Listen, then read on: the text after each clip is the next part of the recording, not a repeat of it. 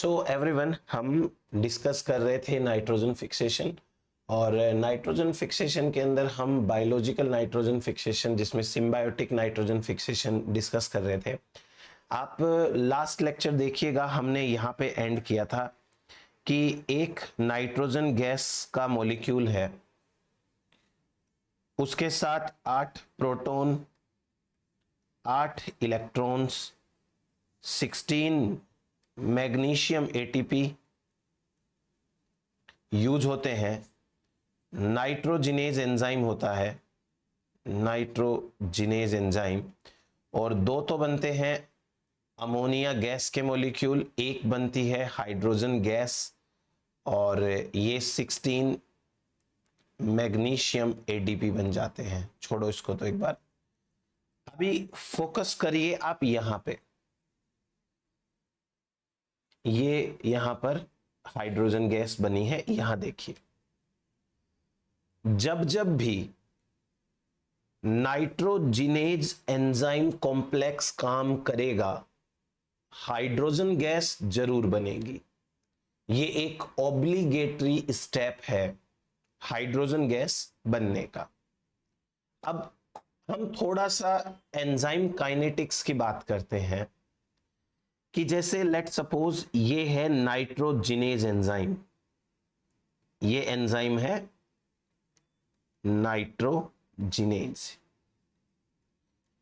अब आप लोगों को ये पता है कि जो एंजाइम्स की एक्टिव साइट होती है, उस एक्टिव साइट के अंदर जो सबस्ट्रेट जाता है वो अपनी मॉलिक्यूलर कॉम्पेटिबिलिटी की वजह से जाता है।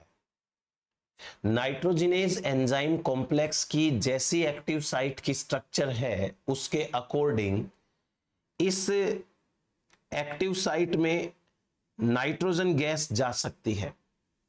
नाइट्रोजन गैस की आप स्ट्रक्चर देखिए, ऐसी होती है। तो ये नाइट्रोजन गैस इस एक्टिव साइट में अंदर जाती है, clear. But main problem is that कि जैसे जैसे ये रिएक्शन चलेगी, वैसे वैसे हाइड्रोजन गैस बनेगी, और जैसे जैसे हाइड्रोजन गैस बनेगी, हाइड्रोजन गैस इस तरीके से सेम स्ट्रक्चर की होती है। देखो, हाइड्रोजन की स्ट्रक्चर भी सेम है। तो जैसे जैसे हाइड्रोजन गैस बनती है, ध्यान से सुनिएगा मेरी बात, जैसे जैसे हाइड्रोजन गैस बनेगी, वैसे वैसे ये हाइड्रोजन गैस कंपटीशन करेगी नाइट्रोजन गैस के साथ इस एक्टिव साइट में जाने के लिए।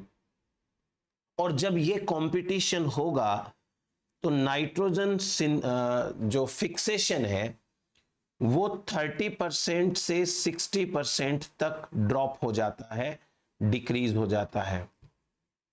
कहानी समझ में आई? जैसे जैसे ये रिएक्शन चलेगी, हाइड्रोजन गैस बनेगी। हाइड्रोजन गैस बनेगी तो नाइट्रोजिनेज एंजाइम कॉम्प्लेक्स के एक्टिव साइट में नाइट्रोजन और हाइड्रोजन दोनों जा सकते हैं, इसलिए हाइड्रोजन गैस एंटर करेगी। हाइड्रोजन गैस एंटर करेगी तो अब ये नाइट्रोजन फिक्सेशन कम हो जाएगा। तो ये एक छोटी सी प्रॉब्लम है उन प्रोकैरियोट्स के साथ जो कि नाइट्रोजन फिक्सेशन करते हैं। नेचर ने इसका सॉल्यूशन भी निकाल रखा है, अभी समझाऊंगा, पहले ये लिख लेते हैं। लिखिए, लिखो, formation of hydrogen gas is an obligatory step in enzymatic nitrogen fixation. Formation of hydrogen gas is an obligatory step in enzymatic nitrogen fixation. Next point. This hydrogen gas competes with nitrogen gas for the active site of nitrogenase, and this may reduce the efficiency of nitrogen fixation by 30% to 60%. ये efficiency कम हो जाती है। तो ये बात तो हो गई हमारे पास हाइड्रोजन गैस के बारे में। अब मैं आपको समझाता हूं इसका सॉल्यूशन क्या है। कुछ ऐसे प्रोकैरियोट्स होते हैं जिनके पास में एक एंजाइम है जिसका नाम है हाइड्रोजिनेज एंजाइम। हाइड्रोजिनेज एंजाइम, ये हाइड्रोजिनेज एंजाइम क्या करता है, जो हाइड्रोजन गैस बनी है इसमें जो प्रोटॉन्स हैं उन्होंने क्या इलेक्ट्रॉन ले लिए थे। ये देखो यहां पर ये जो इलेक्ट्रॉन्स है ना, 8 इलेक्ट्रॉन्स, ये 8 इलेक्ट्रॉन्स मिलने चाहिए थे नाइट्रोजन को, लेकिन कुछ इलेक्ट्रॉन प्रोटॉन को मिल जाते हैं। 2 इलेक्ट्रॉन है वो 2 प्रोटॉन को मिल जाते हैं, इसीलिए हाइड्रोजन गैस बनती है। तो ये हाइड्रोजिनेज एंजाइम क्या करता है, इन हाइड्रोजन गैस के पास जो इलेक्ट्रॉन है उनको वापस निकाल देता है, और वापस निकाल देगा तो इस प्रोसेस को कहेंगे ऑक्सीडेशन, यानी हाइड्रोजिनेज एंजाइम ऑक्सीडेशन कराता है, और ऑक्सीडेशन होने के कारण हाइड्रोजन गैस बन जाती है वाटर। बहुत बढ़िया बात है, ये तो वाटर का मॉलिक्यूल बनता है। इस स्टेप की एक खास बात, और खास बात यह है कि इस स्टेप के दौरान एक एडीपी एटीपी में कन्वर्ट होता है। बहुत अच्छी बात है ये। तो जिन जिन प्रोकैरियोट के पास हाइड्रोजिनेज एंजाइम होगा उनको उल्टा ज्यादा फायदा होगा। हाइड्रोजिनेज एंजाइम क्या करेगा, हाइड्रोजन को वाटर में कन्वर्ट कर देगा, साथ ही साथ एडीपी से एटीपी भी बनाएगा। आपको पता होना चाहिए कि वाटर का मॉलिक्यूल भी बहुत ज्यादा यूजफुल होता है, और एटीपी तो एनर्जी है ही है। तो जिन प्रोकैरियोट्स के पास हाइड्रोजिनेज एंजाइम होता है वे प्रोकैरियोट्स बेटर एफिशिएंसी से नाइट्रोजन फिक्सेशन करते हैं। हाइड्रोजिनेज एंजाइम 3 टाइप का होता है, depending upon the cofactor it is using. एक होता है nickel iron type, nickel iron type. दूसरा जो है उसे कहते हैं आयरन आयरन टाइप, और तीसरा हाइड्रोजिनेज है उसको बोलते हैं आयरन ओनली टाइप। तो ये 3 टाइप के हाइड्रोजिनेज एंजाइम होते हैं। बस, तो ये कहानी हो गई हाइड्रोजिनेज की। अब लिखो जो मैं लिखवा रहा हूं, लिखो some rhizobia, some rhizobia have hydrogenase enzyme that can oxidize hydrogen gas into water and 1 ATP is formed। एक ATP और बनता है। चलो ये तो हो गया, और ये रिएक्शन लिख लेना, ठीक है, ये लिख लेना। अब बात करते हैं ब्लू ग्रीन एल्गी की। कैसे blue green algae naturally anaerobic conditions maintain करते हैं, देखिए समझते हैं अपन। नेचुरल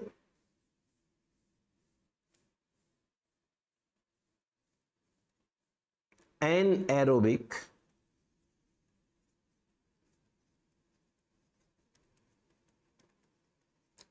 conditions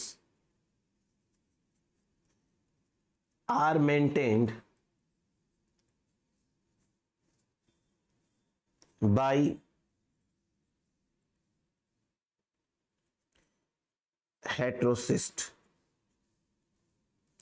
कैसे नेचुरली एनएरोबिक कंडीशन मेंटेन करते हैं, हेटेरोसिस्ट क्या होती है बात करते हैं।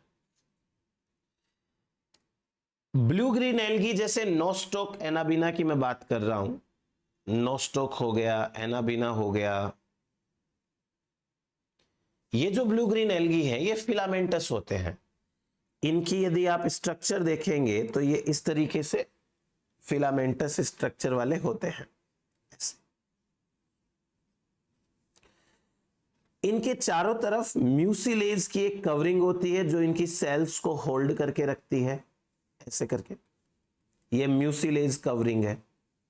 नाउ अभी तक ये सारी की सारी सेल्स एक जैसी हैं, पर जब इस ब्लू ग्रीन एल्गी में नाइट्रोजन की डेफिशिएंसी होती है, नाइट्रोजन डेफिशिएंसी,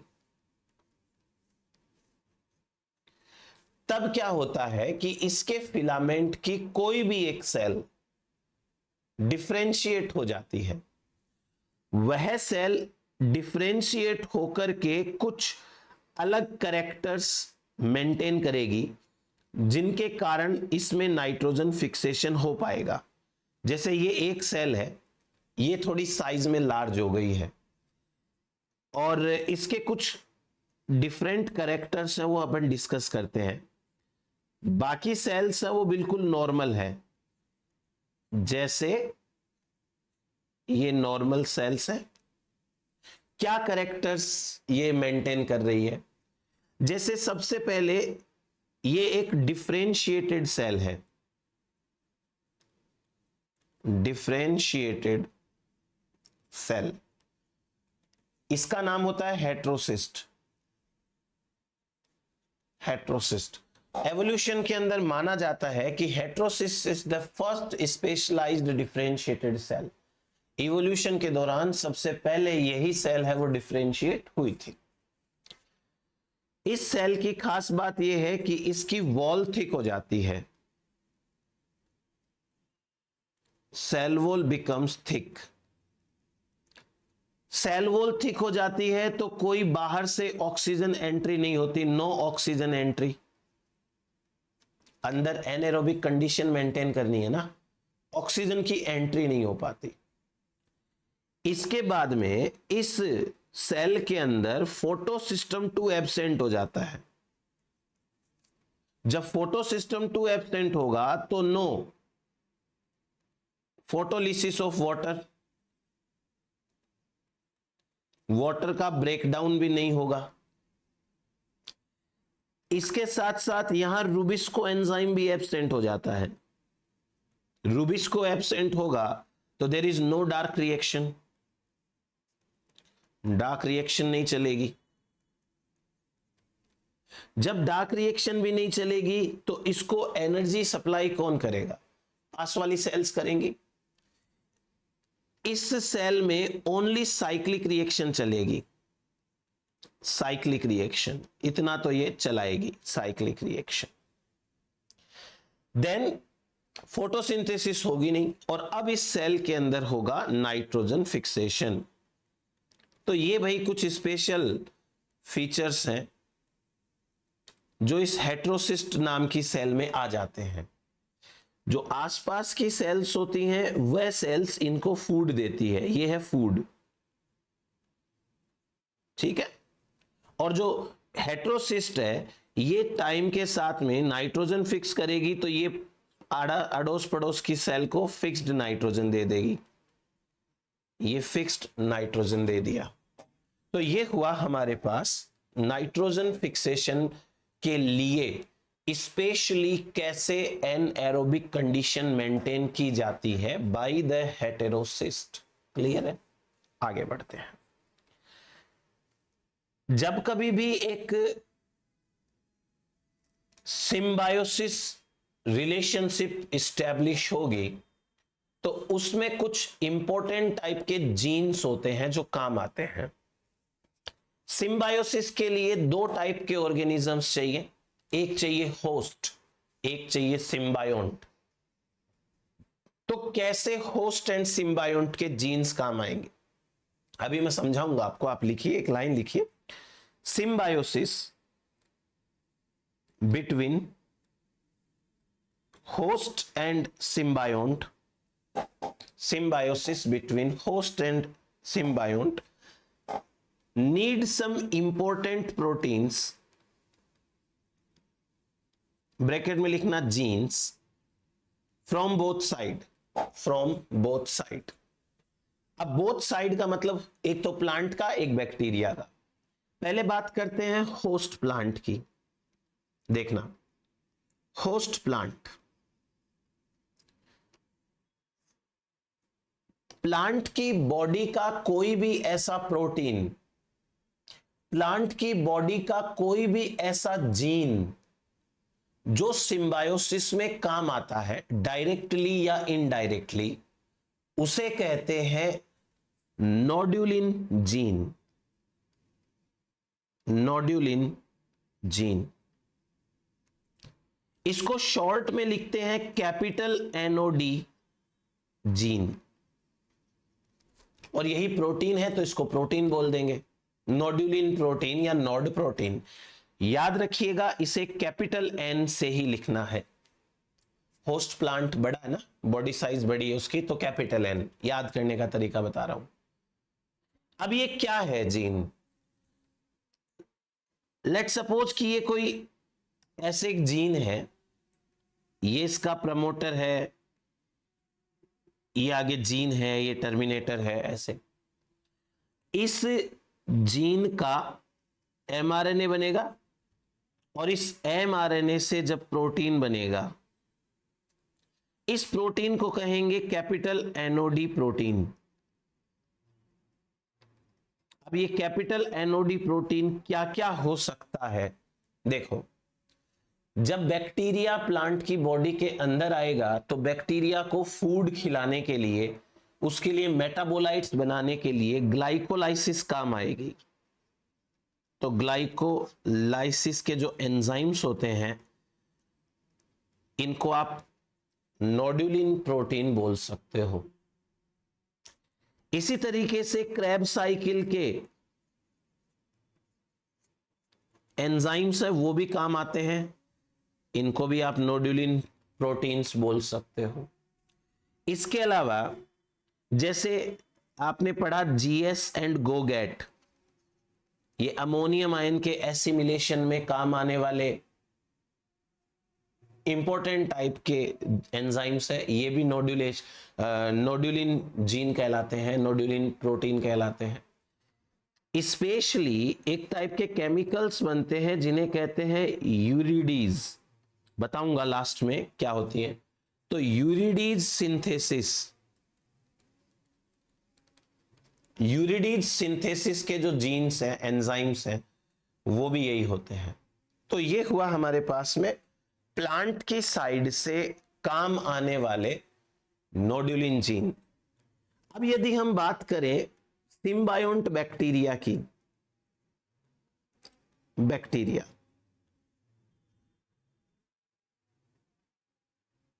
तो सिम्बायोंट बैक्टीरिया के पास में आखिर कौन कौन से जीन्स हैं? सबसे पहले आप एक चीज समझिए कि ये जो सिम्बायोंट बैक्टीरिया है, मान लो ये बैक्टीरिया है, इस बैक्टीरिया के पास में अपना खुद का मेन डीएनए है, double standard covalently closed circular main DNA होता है। ये रहा मेन डीएनए, ये डीएनए है। इस मेन डीएनए के अलावा एक प्लाज्मिड है एक्स्ट्रा। क्या है ये बैक्टीरिया का? प्लाज्मिड। इस प्लाज्मिड का नाम है सिम प्लाज्मिड। सिम्बायोसिस में काम आएगा, so it is known as sym plasmid. Sym plasmid के ऊपर जो जीन होते हैं, उन जीन्स को कहते हैं नोड्यूलेशन जीन। इनको क्या कहेंगे? नोड्यूलेशन जीन। इनको शॉर्ट में लिखते हैं स्मॉल NOD जीन्स। आप याद रखें हमेशा कि यदि हम फुल फॉर्म लिख रहे हैं तो आप ग्रामर के अकॉर्डिंग ध्यान रखिए, स्टेटमेंट स्टार्ट हो रहा है तो कैपिटल N लिख दीजिए, बीच में लिख रहे हैं तो स्मॉल n लिख दीजिए, अगर फुल फॉर्म लिख रहे हैं तो। लेकिन यदि आप शॉर्ट फॉर्म लिख रहे हैं तो इस स्मॉल NOD को चाहे आप बीच में लिखें स्टेटमेंट में या स्टार्टिंग में लिखें, ये स्मॉल NOD ही लिखा जाना चाहिए, ये रूल है। अब नोड जीन्स कई टाइप के होते हैं, स्मॉल NOD जीन्स की बात कर रहा हूं, ये कई टाइप के होते हैं। जैसे मैं बताऊं आपको कि ये जो सिम प्लाज्मिड है, इस सिम प्लाज्मिड के ऊपर ओपेरोन्स पाए जाते हैं, ये प्रमोटर हो गया, और इसी प्रमोटर के नीचे 3-3 के सेट पाए जाते हैं। इनसे जब पॉलीसिस्ट्रोनिक mRNA बनेगा, ये हो गया पॉलीसिस्ट्रोनिक एमआरएनए। पॉलीसिस्ट्रोनिक एमआरएनए बनेगा तो बाद में ये 3 अलग प्रोटीन बन जाएंगे, एंजाइम बन जाएंगे। इनको कहते हैं स्मॉल एनओडी प्रोटीन्स। ये स्मॉल एनओडी प्रोटीन्स है। कैसे काम करते हैं देखो, ये जो स्मॉल एनओडी प्रोटीन्स हैं, इनमें से एक प्रोटीन है उसका नाम है नोड ए, एक प्रोटीन है उसका नाम है नोड बी, और एक प्रोटीन है उसका नाम है नोड सी। मैं बताऊंगा ये क्या काम करते हैं। इन तीनों को कहते हैं कॉमन नोड प्रोटीन्स। जो बैक्टीरिया सिम्बायोसिस करेगा उस बैक्टीरिया के पास में ये 3 तो होंगे ही होंगे, जो करेगा उसके पास में ये 3 होंगे। ये कॉमन नोड प्रोटीन कहलाते हैं या कॉमन नोड्यूलेशन प्रोटीन कहलाते हैं। फिर इसके बाद में एक होता है नोड डी, ये होता है रेगुलेटरी। ये रेगुलेटरी होता है, ये दूसरों को रेगुलेट करता है। ये भी सब में पाया जाता है, इसका भी मैं बताऊंगा कैसे रेगुलेट करता है। नोड डी के बाद में एक सेट होता है nod E, nod F, nod L, E F L. ये तीनों एक साथ होंगे, इनको बोलते हैं स्पेसिफिक। एक और सेट होता है जिसे कहते हैं node P, node Q, node H, H है ये नोड एच, ये भी स्पेसिफिक होता है। स्पेसिफिक यानी कि ये जो नोड वाले हैं ये सारे के सारे स्पेसिफिक होते हैं। ये नोड ईएफएल और पीक्यूएच, इनमें से कोई एक सेट मिलेगा और ये सब में मिलेंगे जो सिम्बायोसिस करेगा बैक्टीरिया राइजोबियम उसके अंदर, ऐसे ही नहीं। तो आपको इतना याद रखना है, nod A B C common होते हैं, नोड डी रेगुलेटरी होता है, ई एफ एल या पी क्यू एच ये स्पेसिफिक होते हैं। इनमें से कोई एक काम आएगा ना। ये जो नोड डी होता है, ये नोड डी प्रोटीन हमेशा एक्सप्रेस होता रहता है, जरूरत हो ना हो, यानी कि ये कॉन्स्टिट्यूटिव एक्सप्रेशन में रहता है। इट इज अंडर कॉन्स्टिट्यूटिव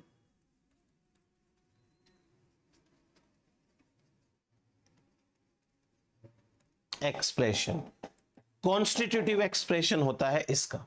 लिखिए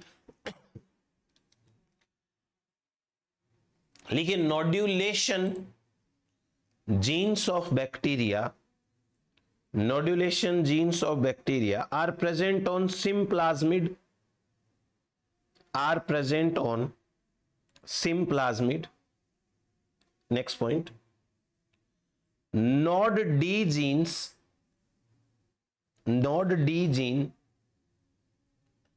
are under constitutive expression,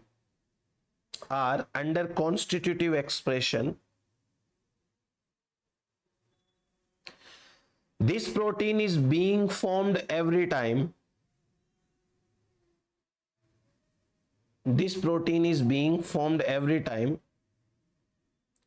but when it is not needed it remains inactive,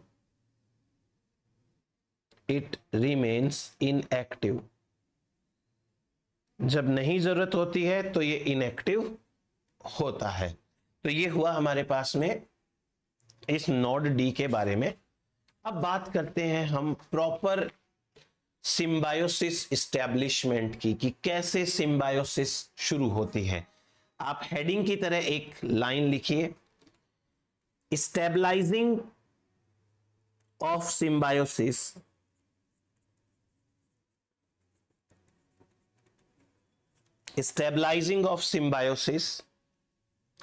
between host and bacteria requires exchange of factors, exchange of signal factors, exchange of signals, signal का exchange होना यहां पर compulsory है।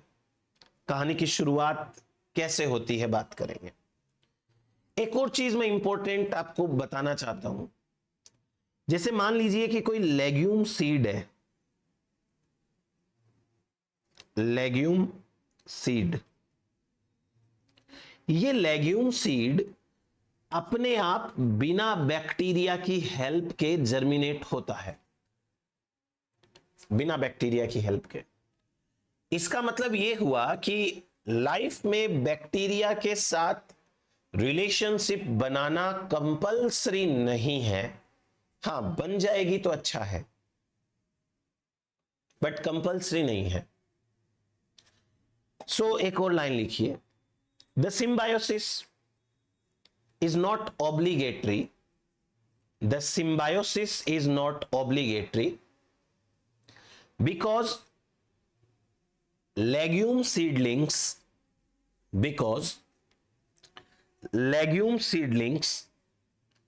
germinate without any association of rhizobia, germinate without any association of rhizobia, बिना rhizobia की association के होता है। अब चलिए एक कहानी की शुरुआत करते हैं। सबसे पहले ये जो प्लांट है, इस प्लांट की बॉडी में नाइट्रोजन की डेफिशिएंसी होनी चाहिए। ये जो प्लांट है ना, इस प्लांट की बॉडी में नाइट्रोजन की डेफिशिएंसी होनी चाहिए। यहां जो सॉइल है, इस सॉइल के आसपास, यहां सॉइल के अंदर बहुत सारे बैक्टीरिया हैं। ये राइजोबियम बैक्टीरिया है, ठीक है, ये है राइजोबिया बैक्टीरिया है। सबसे पहले जब प्लांट की बॉडी में नाइट्रोजन की कमी हो जाती है, तो ये प्लांट क्या करता है, अपनी रूट्स की हेल्प से सेकेंडरी मेटाबोलाइट्स रिलीज करता है। मैं सब लिखवा दूंगा, आपको टेंशन मत लेना, सुनते जाओ। अपनी रूट्स की हेल्प से सेकेंडरी मेटाबोलाइट्स रिलीज करता है। जब ये सेकेंडरी मेटाबोलाइट रिलीज करता है, तो ये जो बैक्टीरिया होते हैं, वो बैक्टीरिया इन सेकेंडरी मेटाबोलाइट की हाई कॉन्सेंट्रेशन की तरफ अट्रैक्ट होते हैं। ये हाई कॉन्सेंट्रेशन की तरफ अट्रैक्ट होते हैं। बैक्टीरिया क्या कर रहे हैं, जहां से केमिकल निकल रहा है, उस केमिकल की कॉन्सेंट्रेशन की तरफ अट्रैक्ट हो रहे हैं। इसको हम बोल सकते हैं कीमो अट्रैक्शन, कीमो अट्रैक्शन। तो बैक्टीरिया कीमो अट्रैक्शन शो करते हैं। This is the first response of bacteria towards the plant root. और प्लांट्स क्या करते हैं, पहले नाइट्रोजन की डेफिशिएंसी होने के कारण अपनी रूट से सेकेंडरी मेटाबोलाइट रिलीज करते हैं। आगे की कहानी अभी बताता हूं, पहले कुछ लिखिए। लिखो पहला स्टेप, नंबरिंग डाल लो तो आपकी मर्जी है, वरना बहुत सारा लिखना है तो इसमें नंबरिंग मत डालो, चलने दो। लिखो, in the first step nitrogen deficiency occurs in the body of plant. Plant की बॉडी में नाइट्रोजन की डेफिशिएंसी हो जाती है। Number 2, plant root secrete secondary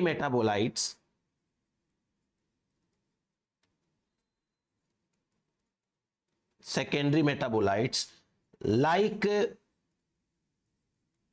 ल्यूटियोलिन। Luteolin एक टाइप का फ्लेवोन है, जब हम सेकेंडरी मेटाबोलाइट्स पढ़ेंगे तब मैं आपको बताऊंगा। ये फ्लेवोन होता है, ल्यूटियोलिन ये सीक्रेट करती है। इसके अलावा 4,4 प्राइम डाईहाइड्रोक्सी 2 प्राइम मिथॉक्सी चालकोन, ये नॉर्मल चालकोन कहलाता है। एक और सेकेंडरी मेटाबोलाइट है जिसका नाम है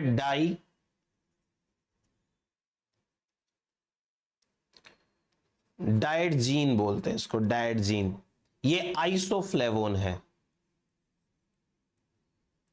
आइसोफ्लेवोन, ये रिलीज हो गया। उसके बाद एक और है नेरिन जेनिन, नेरिन जेनिन, ये एक टाइप का फ्लेवोन है, फ्लेवोनोन है ये, फ्लेवोनोन। एक और है जिसका नाम है होमोसेरिन, सेरिन अमीनो एसिड होता है, उसकी हाफ स्ट्रक्चर होमोसेरिन, इसको बोलते हैं आइसोथ्रियोनिन, इसी का नाम है आइसोथ्रियोनिन। आइसोथ्रियोनिन होमोसेरिन अल्फा अमीनो एसिड होता है एक टाइप का, और ये स्पेशली पाया जाता है पी प्लांट के अंदर। पी प्लांट ये सीक्रेट करती हैं। तो मैंने आपको क्या बताया, यहां पे नाइट्रोजन की डेफिशिएंसी होती है प्लांट की बॉडी में। नाइट्रोजन डेफिशिएंसी के कारण प्लांट की रूट कुछ सेकेंडरी मेटाबोलाइट रिलीज करती है। इतना हो गया। अब आगे बात करते हैं। आगे लिखो, these bacteria are attracted towards the plant root, it is known as chemo attraction और chemotactic response. chemotactic response, this is the first response by the bacteria given to the plant, plant को दिया जाने वाला first response ये होता है। अब मैं आपको एक चीज समझाता हूं। जैसे मान लीजिए कि ये है बैक्टीरिया, ये एक बड़ा सा बैक्टीरिया है। इस बैक्टीरिया के अंदर ऑलरेडी एक प्रोटीन है, वो बना हुआ है जिसका नाम है नॉड डी प्रोटीन। ये क्या है? नॉड डी प्रोटीन है, बट ये अभी अपनी इनएक्टिव कंडीशन में है, इनएक्टिव कंडीशन में। ठीक है,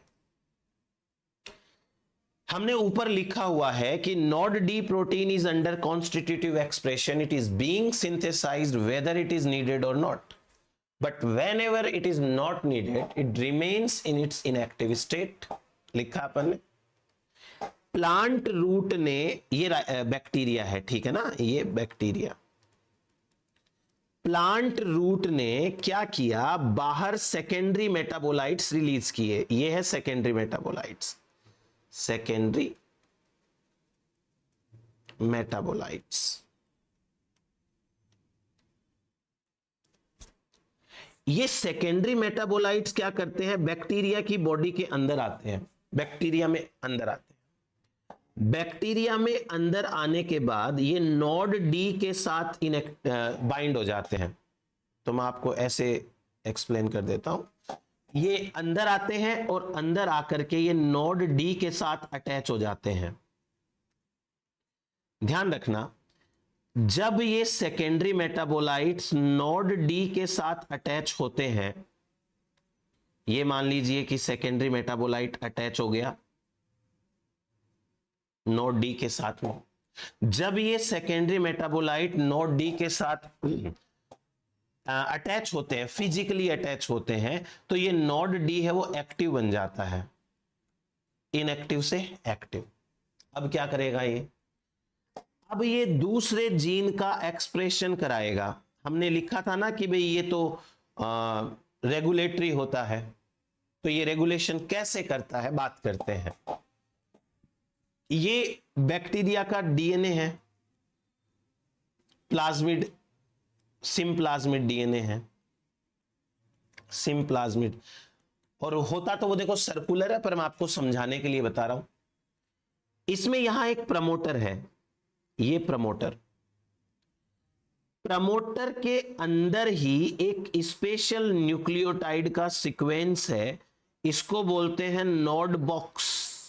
नोड बॉक्स, ये एक्टिव नोड डी प्रोटीन आकर के बाइंड होता है नोड बॉक्स के साथ में, और ये नोड बॉक्स के साथ आके बाइंड हो गया।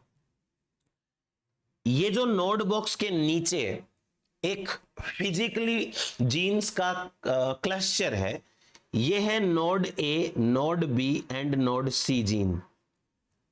तो जब नोड डी आके बाइंड होता है तो ये इन तीनों का पॉलीसिस्टोनिक एमआरएनए बना देता है। फिर उसके बाद में जब इनका ट्रांसलेशन होता है तो इनका सेपरेट तीनों का प्रोटीन बन जाता है।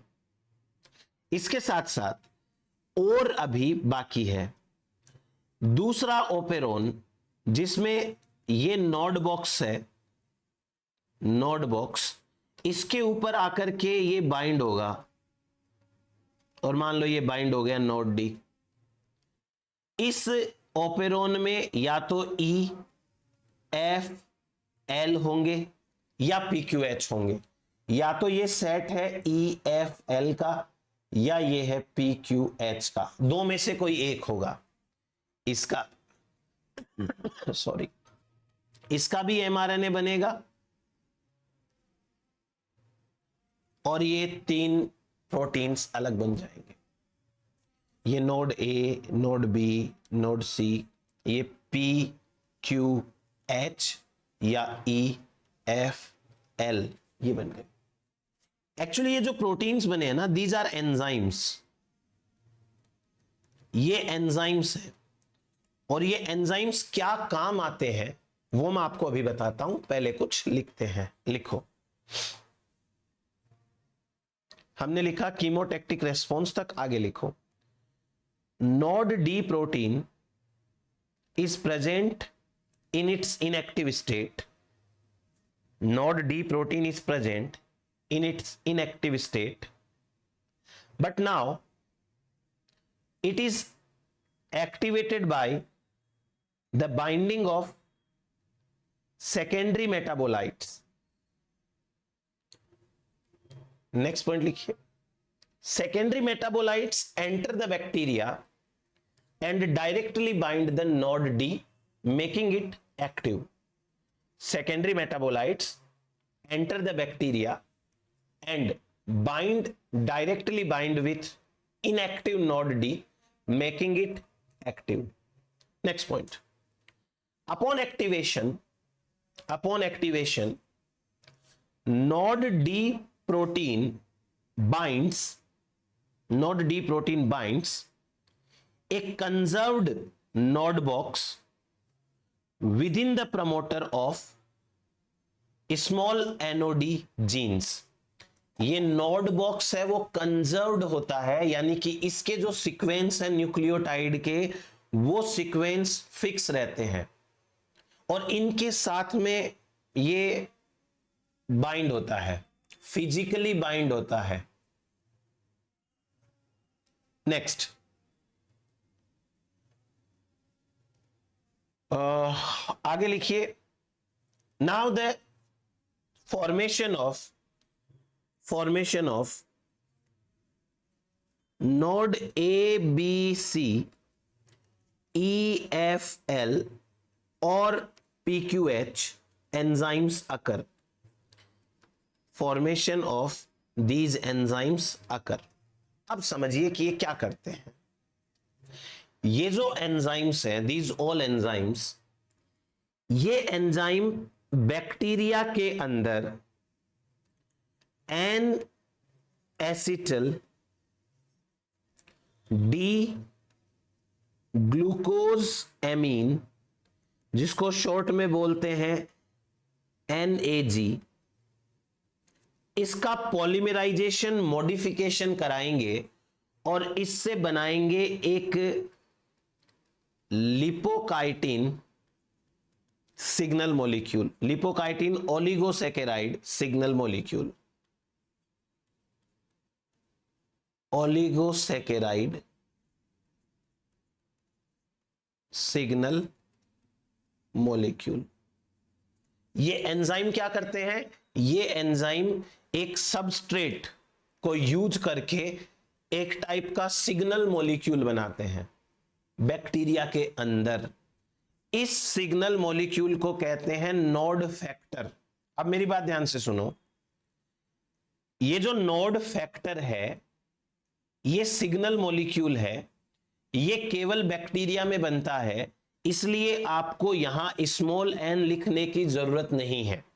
अगर आप कैपिटल नॉड फैक्टर भी लिखोगे तो भी समझने वाला समझ जाएगा कि भाई ये तो बैक्टीरिया में ही बनते हैं, ये प्लांट में तो होते ही नहीं है। एक्चुअली नोडुलिन और नोडुलेशन जो है वो तो प्लांट बैक्टीरिया दोनों में है, इसलिए वहां पर तो हमको स्पेशली मेंशन करना पड़ता है कि भाई आप बैक्टीरिया वाले के बारे में बात कर रहे हो या आप इसके बारे में बात कर रहे हो। बट यहां पर तो ऐसा कुछ नहीं है, हेंस ये जो नोड फैक्टर है वो बैक्टीरिया में ही बनेंगे। तो nod A B C, nod E F L, nod P Q H, इन एंजाइम्स ने क्या किया, इन एंजाइम्स ने नोड फैक्टर्स बनाए, इन एंजाइम्स ने कुछ सिग्नल मॉलिक्यूल्स बनाए। चलो लिखो फटाफट। All these enzymes synthesize special molecules within the bacteria which behave as signal molecules known as node factors. Node factors. Next point लिखो. These node factors are lipocytin oligosaccharide signal molecules which are the polymer of NAG. ये NAG के polymer होते हैं। अब मैं आपको बताता हूं कि ये नोड फैक्टर्स क्या काम करते हैं, कैसे काम करते हैं, ध्यान से समझिएगा। सबसे पहले हमारे पास में बहुत सारे NAG हैं, ठीक है, NAG। ये जो NAG हैं मल्टीपल, बहुत सारे हैं, N है बैक्टीरिया के पास। इन सब के ऊपर काम करता है नोड सी एंजाइम। नोड सी एंजाइम काम करेगा तो बहुत सारे NAG, ये NAG है, NAG, NAG, NAG, ये करवाता है नोड फैक्टर्स में NAG का पॉलीमराइजेशन। इसलिए ये जो नोड सी जीन है, इस जीन का नाम होता है chitin oligosaccharide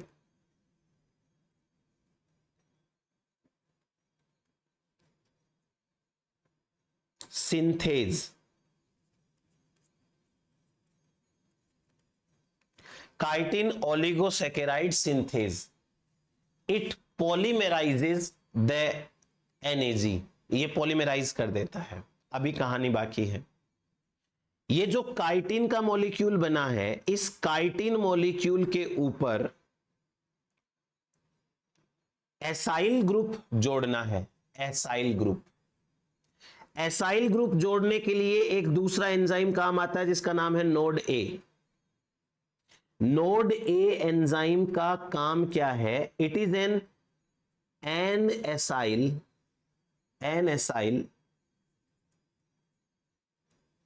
transferase. N acyl transferase ये क्या करता है?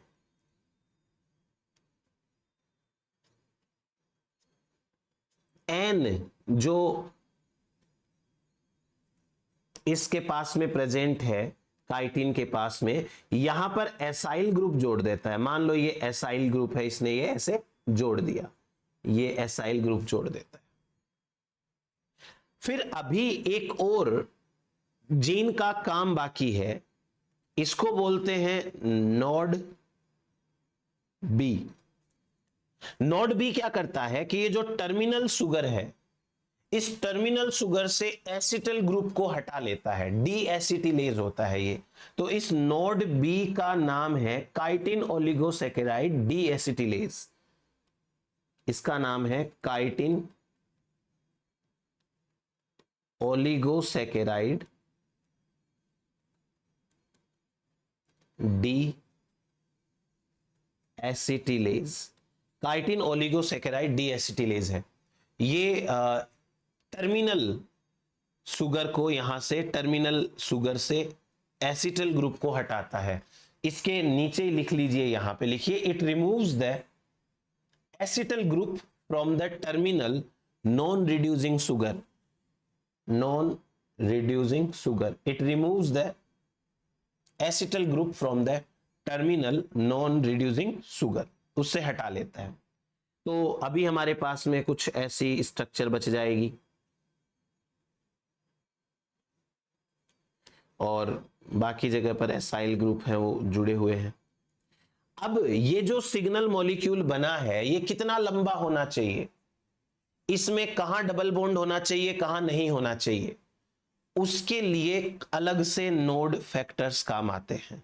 जैसे node E and node L, node E and node F, sorry, node E and node F, ये क्या करते हैं, लेंथ कितनी होनी चाहिए और कहां डबल बॉन्ड होना चाहिए, यानी डीसैचुरेशन कितना होना चाहिए कहां होना चाहिए, उसको कंट्रोल करते हैं। तो इसके अंदर आप लिखिए, दे कंट्रोल द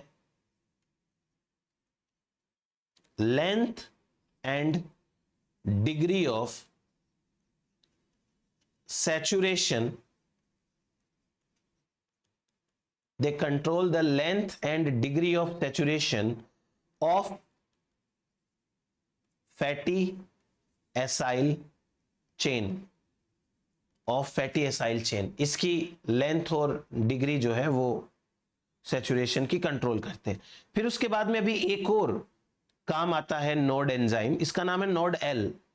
और ये जो नोड एल है, ये नोड एल होस्ट स्पेसिफिसिटी बढ़ाता है कि कौन कौन से जो होस्ट है उनके साथ में ये सिग्नल काम करना चाहिए। It increases the host specificity of nod factor by addition of specific substitution at reducing and non-reducing sugars, at reducing and non-reducing sugar। तो ये हुआ हमारे पास में एक बार के लिए इतनी बात। तो कैसे ये नोड फैक्टर्स काम करते हैं, क्या यहां पे होता है, ये सब हमने डिस्कस किया। अब हमको थोड़ा सा ऑफ द ट्रैक जाना पड़ेगा। ऑफ द ट्रैक इसलिए जाना पड़ेगा क्योंकि अभी यहां पर एनाटॉमी हमें समझनी पड़ेगी प्लांट रूट की, क्योंकि अभी सारा काम यहीं चलने वाला है। तो मैं आपको एनाटॉमी समझा देता हूं, जो बॉटनी के नहीं है वो मेरी बात आराम से चुपचाप मान लीजिएगा, और जो बॉटनी के हैं उनको बोलने की बिल्कुल जरूरत नहीं है। देखो, ये प्लांट रूट है। प्लांट की रूट में सबसे आगे वाले पार्ट में छोटे छोटे रूट हेयर्स होते हैं। वाटर का एब्जॉर्प्शन है वो भी यहीं से होता है।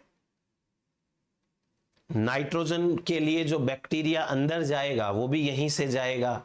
तो कुल मिलाकर बात यह है कि भाई रूट हेयर वाला जो जोन है, it is very very important.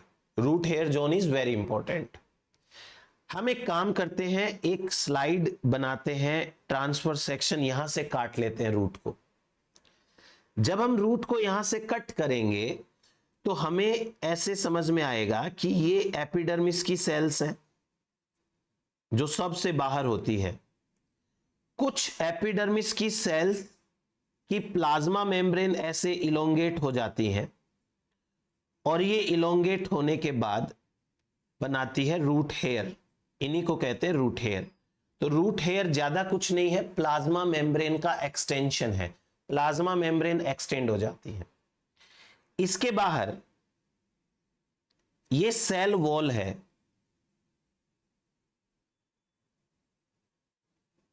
ये सेल वॉल है ऐसे। फिर उसके बाद इसके पीछे, एपिडर्मिस के पीछे ये कॉर्टेक्स की सेल्स हैं, कॉर्टिकल सेल्स।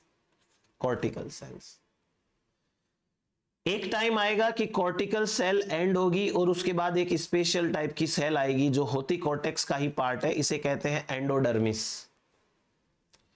एंडोडर्मिस के पीछे एक सिंगल सेल थिक लेयर होती है जिसका नाम है पेरिसाइकिल, और पेरिसाइकिल के नीचे वेस्कुलर टिश्यूज होते हैं जिनमें से हमको मतलब है जाइलम से। ये जाइलम टिश्यूज हैं।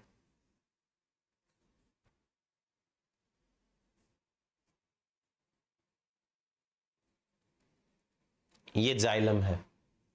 कहीं कहीं पर जाइलम के अलावा यहां फ्लोएम भी होता है, जाइलम फ्लोएम अल्टरनेट मैनर में होते हैं। ये रेडियल इनका जो है वो रेडियल वेस्कुलर बंडल्स होते हैं रूट्स के अंदर। ये एनाटॉमी की बातें हैं। तो अभी यहां पर क्या क्या चीजों पे आपको ध्यान रखना है वो समझा देता हूं। ये है सेल वॉल, ये है अंदर वाली प्लाज्मा मेम्ब्रेन, ये स्ट्रक्चर है रूट हेयर। जिनको नहीं पता वो लिख लीजिएगा, it is the extension of plasma membrane of epidermal cell. ये लेयर है, इसको बोलते हैं एपिडर्मिस। इतना जो जोन होता है इसको बोलते हैं कॉर्टेक्स। ये रीजन कहलाता है एंडोडर्मिस। ये लेयर कहलाती है पेरिसाइकिल। ये मान लो हमने बनाया फ्लोएम और ये बनाया जाइलम, तो ये हो गया इंटरनल स्ट्रक्चर एक बार के लिए सबसे सिंपल वाली। नाउ हमें एक चीज पे खास ध्यान रखना है कि सॉइल के अंदर यहां ये बैक्टीरिया है, लेट्स सपोज ये बैक्टीरिया है, ये बैक्टीरिया एक्टिव हो चुका है, इसने सिग्नल मॉलिक्यूल बना लिए हैं, लिपोकाइटिन ओलिगोसेकेराइड सिग्नल मॉलिक्यूल, और ये सिग्नल मॉलिक्यूल बना करके अपने बाहर इसको डिस्प्ले करता है।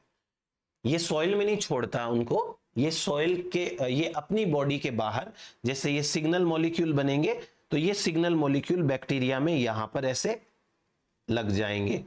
बनने के बाद में ये है सिग्नल मॉलिक्यूल, सिग्नल मॉलिक्यूल ऐसे लग जाते हैं ये। अब क्या करना होता है, देखिए कि ये जो बैक्टीरिया है यहां पे, ये बैक्टीरिया एंटर करेगा रूट हेयर से।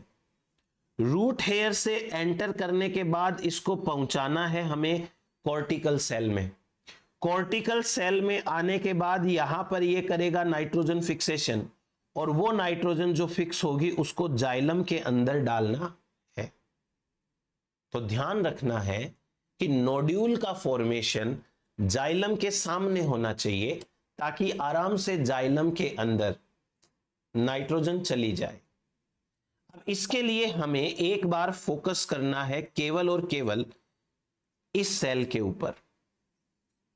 ये जो एक एपिडर्मिस की सेल है जिसने क्या बनाया है, जिसने बनाया है रूट हेयर, हमें उसके ऊपर ध्यान देना है। एपिडर्मिस की सेल के ऊपर हमको ध्यान देना है। क्लियर? हमारे पास नोड फैक्टर बन गए हैं, nod A B C E F L P Q H, सबने काम किया और फाइनली हम पहुंच गए यहां तक। ये होस्ट स्पेसिफिसिटी देते हैं यहां तक। तो हमारे पास फाइनल नोड फैक्टर या सिग्नल है। अब क्या करना है, देखिए इस रूट एपिडर्मिस की जो सेल है इस पे ध्यान देना है। ये मान लीजिए एक रूट एपिडर्मल सेल है और इसने ये रूट हेयर बना रखा है, और ये है cell wall. Cell wall plant की रूट हेयर में एक स्पेशल टाइप का रिसेप्टर प्रोटीन होता है, ऐसे लगा हुआ। ये रिसेप्टर प्रोटीन है। इस रिसेप्टर प्रोटीन का काम बहुत इंपॉर्टेंट है। इसको बोलते हैं नोड फैक्टर रिसेप्टर। ये क्या कहलाता है, मैं इसको एक बार सेपरेट ऐसे बना रहा हूं वापस से। ये कहलाता है नोड फैक्टर रिसेप्टर। अब मैं इसकी खास बात बताऊंगा तो आपको अच्छा लगेगा सुनकर जानकारी। इस रिसेप्टर के दो पार्ट होते हैं। ऊपर वाला जो पार्ट है इसको बोलते हैं लाइसिन मोटिफ, शॉर्ट में बोलते हैं लाइसिन एम डोमेन। इसमें लाइसिन रेसिड्यू इंपॉर्टेंट है तो इसको बोलते हैं लाइसिन मोटिफ या लाइसिन एम डोमेन। क्लियर? इसका जो नीचे वाला पार्ट है, जो पार्ट रूट हेयर के अंदर है, ये एक काइनेज है, इसको बोलते हैं काइनेज डोमेन। तो इस रिसेप्टर के दो पार्ट हो गए। अब आप सोचोगे ये काम क्या करता होगा। अभी अभी एक बैक्टीरिया ने सिग्नल मॉलिक्यूल बनाया था, लिपोकाइटिन ओलिगोसेकेराइड सिग्नल मॉलिक्यूल। तो ये जो लिपोकाइटिन ओलिगोसेकेराइड सिग्नल मॉलिक्यूल है, जिसको हम नोड फैक्टर बोलते हैं, उस नोड फैक्टर में लिपोकाइटिन ओलिगोसेकेराइड, सेकेराइड यानी सुगर को पहचानने का काम लाइसिन एम का होता है। लाइसिन एम सुगर के साथ बाइंड होता है, इसलिए ये जो नोड फैक्टर है ये एक टाइप का लैक्टिन है, ये एक टाइप का सुगर बाइंडिंग लैक्टिन होता है। This is a sugar binding lectin. ये सुगर बाइंडिंग लैक्टिन क्या करता है, it binds with oligosaccharide, full form आप लिख लेना पूरा, it binds with oligosaccharide of nod factor. Node factor की बाइंडिंग, नोड फैक्टर के अंदर जो ओलिगोसेकेराइड है उसके साथ बाइंड करता है। इसकी बाइंडिंग से क्या होगा, binds with nod oligosaccharide of nod factor with its lysin M domain, lysin M domain इसके साथ बाइंड करता है। अब मैं आपको समझा देता हूं, फिर लिखवा दूंगा बोल के। इससे लाइसिन एम डोमेन एक्टिवेट हो जाता है। लाइसिन एम डोमेन एक्टिवेट होता है तो काइनेज डोमेन एक्टिवेट हो जाता है। काइनेज डोमेन एक्टिवेट होता है तो अंदर एक सिग्नलिंग चलती है, यह है सिग्नलिंग।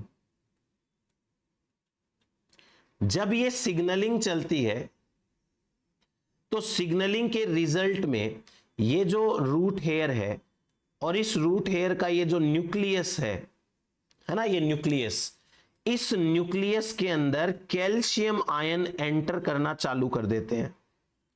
फटाफट इसमें कैल्शियम आयन एंटर करेंगे, इसको बोलते हैं कैल्शियम स्पाइकिंग। कैल्शियम आयन फटाफट इसमें एंटर करते हैं।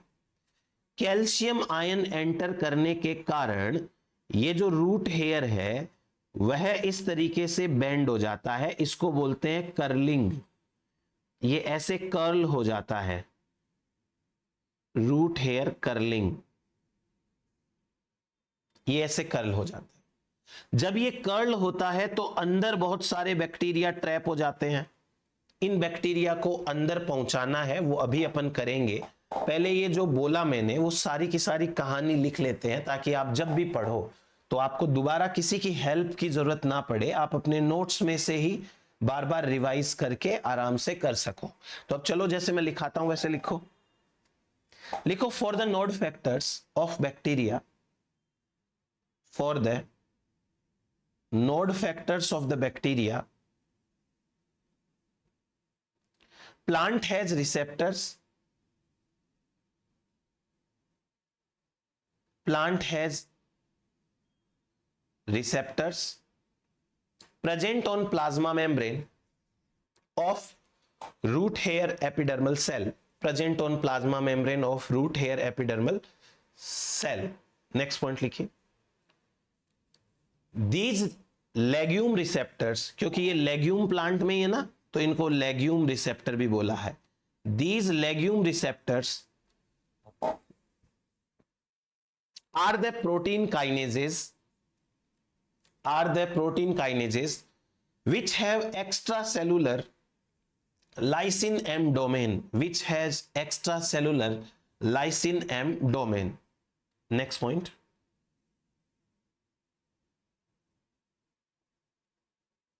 receptors are sugar binding lectins which recognize the oligosaccharide in the signal molecule। next point, when node factor binds with lysine M domain, it gets activated, which in turn activates kinase domain and a signaling start. Due to this signaling, calcium ion start to enter in the nucleus of root hair epidermal cell. In the nucleus of root hair epidermal cell, plant recognizes the calcium entry and it results in the curling of root hair. It results in the curling of root hair. root hair की curling हो गई, due to which many rhizobia are trapped in a small compartment. This process is known as compartmentalization. This process is known as compartmentalization.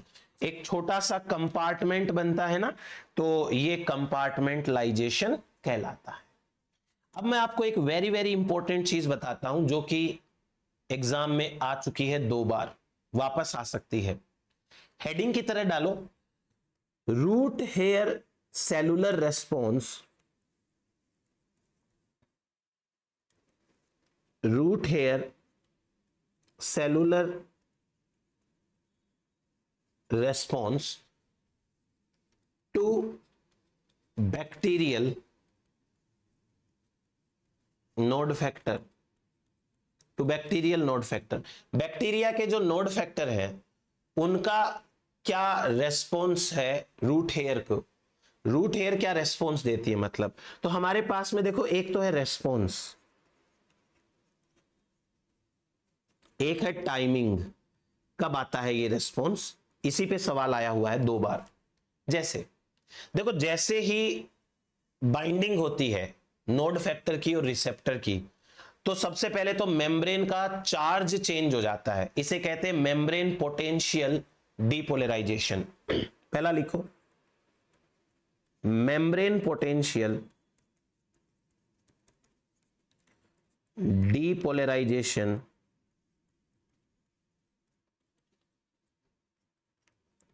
Ion current tip flux of calcium ions. Membrane का potential change होना, calcium ion का flux होना, ये observe किया जाता है. इधर लिखिए ऑब्जर्व्ड, फटाफट लिखिए, observed in root hair within 1 minutes of node factor application. Nod factor application के 1 मिनट के अंदर अंदर कैल्शियम आयन का स्पाइकिंग हो जाता है. Point number 2, calcium spiking in and around root hair cell nucleus. Root hair cell nucleus के in and around ये होता है, लिखो आप, it begins with in around 10 minutes after nod factor exposure. After nod factor exposure, nod factor exposure के 10 minute के बाद ये हो जाता है. तीसरा, रूट हेयर की जो ग्रोथ है वो रुक जाती है. रूट हेयर ग्रोथ पर्टर्बेशन और उसके साथ पॉज इन ग्रोथ, फिर reinitiation of polar growth and curling. ये सारा का सारा स्टार्ट होता है over a period of hours, over a period of hours, घंटे भर में ये स्टार्ट हो जाता है। देन उसके बाद चौथा रेस्पॉन्स, यह है reduction in rate of reactive oxygen production, reduction in rate of reactive oxygen production. तो ये रुक जाती है, रिएक्टिव ऑक्सीजन का प्रोडक्शन रोकना है, sustained for at least 1 hour followed by reactive oxygen species increase। ये याद रखना, ये जो टेबल सी है इसको आप रट लेना, यहां से सवाल आते हैं एग्जाम के अंदर। तो अभी हम फिलहाल यहां तक पहुंच गए हैं कि एक एपिडर्मल सेल है और उस एपिडर्मल सेल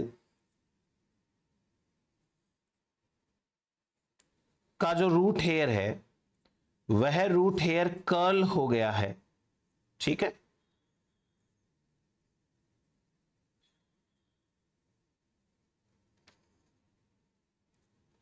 ये सेल वॉल है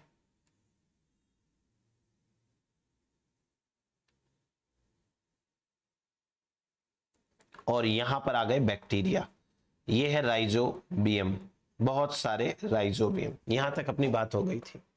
अब क्या करना है, अब देखो कि ये जो राइजोबियम है ये तो है पोर्शन प्लाज्मा मेम्ब्रेन, ये देखो ये प्लाज्मा मेम्ब्रेन, और ये पोर्शन है सेल वॉल का।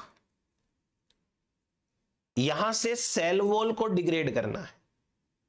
जब यहां से सेल वॉल डिग्रेड होगी तो ये जो राइजोबियम है वो प्लाज्मा मेम्ब्रेन के डायरेक्ट कांटेक्ट में आएंगे, और जैसे ही ये डायरेक्ट कांटेक्ट में आएंगे प्लाज्मा मेम्ब्रेन अंदर की तरफ ऐसे इनफोल्ड होना चालू हो जाएगी, ऐसे। अभी आपको मैं बना के दिखा दूंगा, आपको सब समझ में आ जाएगा।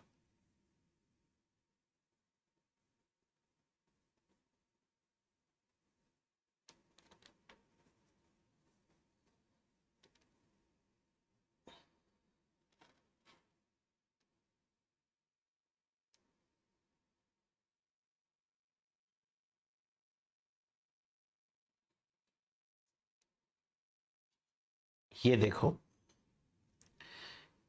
जब ये देखो सेल वॉल है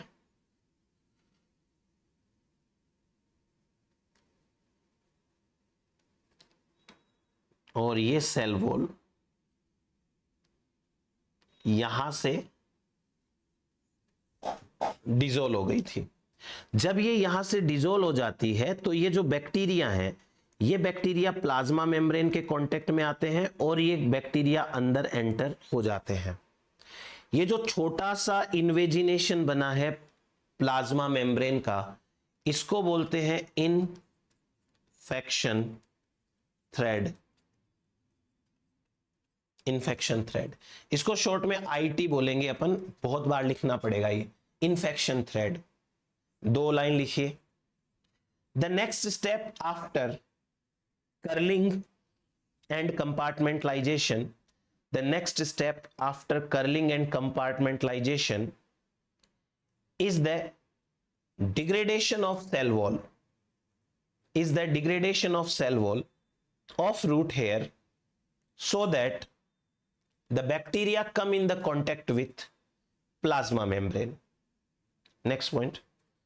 Now the plasma membrane invaginates towards inside, making a small structure known as infection thread, making a small structure known as infection thread। अब एक चीज समझाता हूं फिर लिखवाता हूं। देखो यहां इस सेल के अंदर गोल्जी बॉडी प्रेजेंट है, ये गोल्जी बॉडी। गोल्जी बॉडी की मेम्ब्रेन छोटी छोटी वेसिकल बनाती है और ये वेसिकल क्या करती है, इंफेक्शन थ्रेड के बेस पार्ट पर जाकर फ्यूज हो जाती है, इंफेक्शन थ्रेड के बेस पार्ट पे। जैसे सपोज करो कि मैं कहूं कि इंफेक्शन थ्रेड की लेंथ इतनी है और ये इसका बेस पार्ट है नीचे। अगर कोई ऐसे मान लो एक वेसिकल है और ये वेसिकल आकर के यहां फ्यूज हो जाए ऐसे, तो इसकी लेंथ बढ़ गई ना, देखो अभी इधर, और ऐसे ही इधर से भी आके फ्यूज हो जाए तो इसकी भी लेंथ बढ़ जाती है ऐसे। तो ओवरऑल क्या होगा कि जब इंफेक्शन थ्रेड ऐसे ग्रोथ कर रही है तो कुछ वेसिकल्स आती हैं और यहां आकर के फ्यूज हो जाती हैं ऐसे, और यहां पर भी आके फ्यूज होगी ऐसे। ऐसे करते रहने से धीरे धीरे इसकी लेंथ बढ़ेगी, लेंथ बढ़ेगी तो ये इंफेक्शन थ्रेड अंदर की तरफ ग्रोथ करेगी। नेक्स्ट पॉइंट लिखिए, infection thread is a tubular extension of plasma membrane of root hair.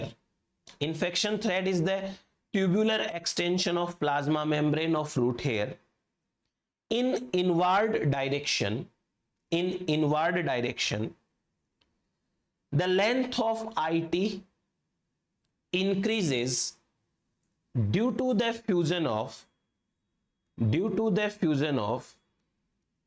Golgi derived vesicles, due to the fusion of Golgi derived vesicles at the base of infection thread, at the base of infection thread. Next point, अभी मैं आपको समझाता हूं एक और चीज। इसकी length अंदर बढ़ेगी। हमने एक डायग्राम बनाया था,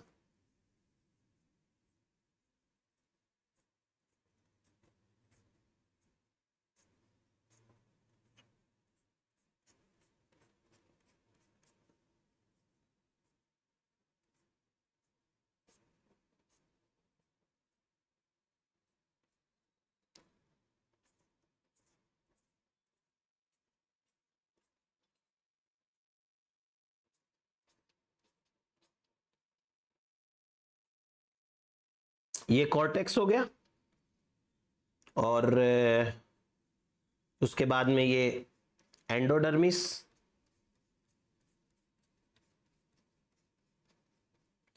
फिर ये पेरिसाइकिल थी,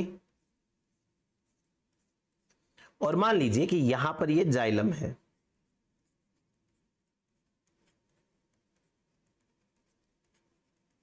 ये जाइलम है।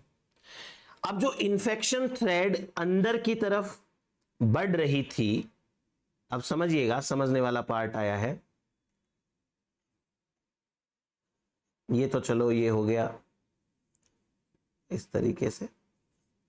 ये जो इंफेक्शन थ्रेड अंदर की साइड बढ़ रही थी, ये अंदर बढ़ते बढ़ते, ऐसे अंदर बढ़ते बढ़ते कॉर्टिकल सेल के बीच बीच में जो स्पेस है वहां आ जाती है, कॉर्टिकल सेल के अंदर चली जाती है, और अंदर जाने के बाद इसका टिप रीजन है वो टूट जाता है, और इसके अंदर बैक्टीरिया रहते हैं। वो बैक्टीरिया अंदर ही अंदर आएंगे और इन कॉर्टिकल सेल्स के अंदर छोड़ दिए जाते हैं। ये बैक्टीरिया आ गए कॉर्टिकल सेल्स के अंदर। ध्यान से समझिए, कर्लिंग हुई, सेल वॉल डिग्रेड हुई, बैक्टीरिया प्लाज्मा मेम्ब्रेन के कांटेक्ट में आए, प्लाज्मा मेम्ब्रेन अंदर की तरफ मुड़ी, अंदर की तरफ मुड़ने से वो बढ़ी अंदर, इंफेक्शन थ्रेड की लेंथ बढ़ी गोल्जी डिराइव्ड वेसिकल के बेस पे फ्यूज होने से। ये अब कॉर्टेक्स रीजन में आके ब्रांच्ड हो जाती है और इंटरसेलुलर व इंट्रासेलुलर स्पेस के अंदर फैल जाती है, और कॉर्टिकल सेल के अंदर बैक्टीरिया रिलीज कर देती है। इन सेल्स को कहते हैं इन्फेक्टेड सेल्स। Infected cells. यहां पर बैक्टीरिया छोड़ दिए गए, बैक्टीरिया। अब इनका क्या होगा, कैसे होगा, वो मैं आपको अभी बताऊंगा। पहले थोड़ा लिखते हैं, लिखो। The tube increases in the length deeper into root cortex near the xylem in inter and intracellular space, in inter and intracellular space. Next point, the infection thread get branched, the infection thread get branched and spread inside the cortical cell and release the bacteria, the cortical cells which receive the bacteria are known as infected cells, Next point, now these infected cells differentiate and start dividing to form nodule primordia,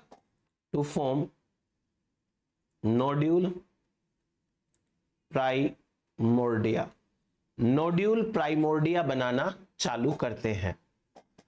next point, the nodule should be formed opposite to the xylem so that fixed nitrogen is easily transferred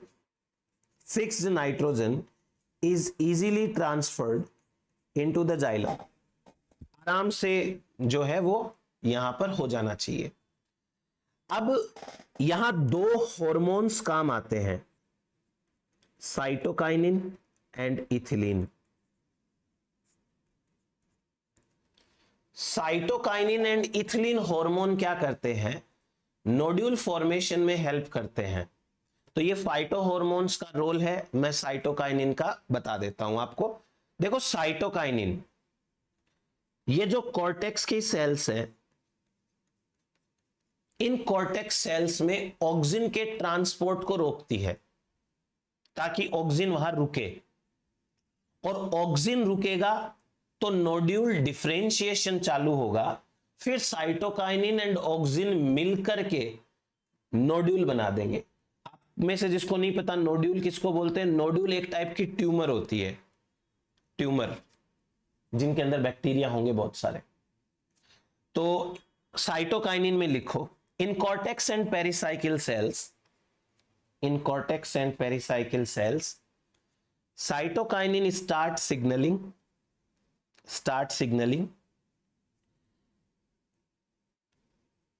it starts suppression of oxygen transport,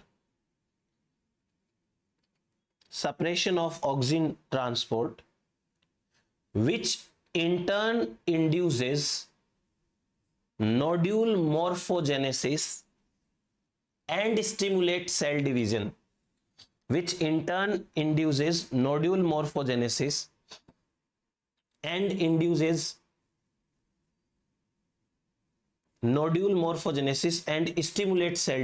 stimulate cell division. एक तो ये. दूसरा hormone है ethylene. ये देखो यहां ethylene, pericycle cell ये है, ये बनाती हैं पेरिसाइकिल. क्या करते हैं देखो, पेरिसाइकिल सेल इथाइलिन बनाएगी और वो इथाइलिन चला जाएगा इन कॉर्टिकल सेल्स के पास. इससे क्या होता है कि ये जो कॉर्टिकल सेल्स है, यहां पे मैंने फ्लोएम बताया था ना, यहां वाली कॉर्टिकल सेल के पास जाएगा और ये कॉर्टिकल सेल डिवाइड नहीं करेगी, ताकि नोड्यूल का फॉर्मेशन जाइलम के सामने हो, फ्लोएम के सामने ना हो, जाइलम के ही सामने होना चाहिए. लिखिए, it is synthesised in pericycle and released in the cortex. It blocks the cell division in front of phloem. ये फ्लोएम के सामने सेल डिवीजन रोकता है. एक और चीज, ये जो रूट हेयर है, अभी भी इनके ऊपर रिसेप्टर है, वो जो लाइसिन एम डोमेन वाले बताए थे ना मैंने, वो रिसेप्टर हैं। तो कहीं ये रिसेप्टर और ज्यादा बैक्टीरिया के साथ मिलकर के रेस्पॉन्स ना दे, इसलिए इथाइलिन क्या करती है, रिसेप्टर की सेंसिटिविटी घटा देती है। ये रिसेप्टर अब बैक्टीरिया के साथ में और रिस्पॉन्स नहीं देने चाहिए। लिखो, ethylene also stops plant sensitivity to node factors, so no more bacteria in soil can give response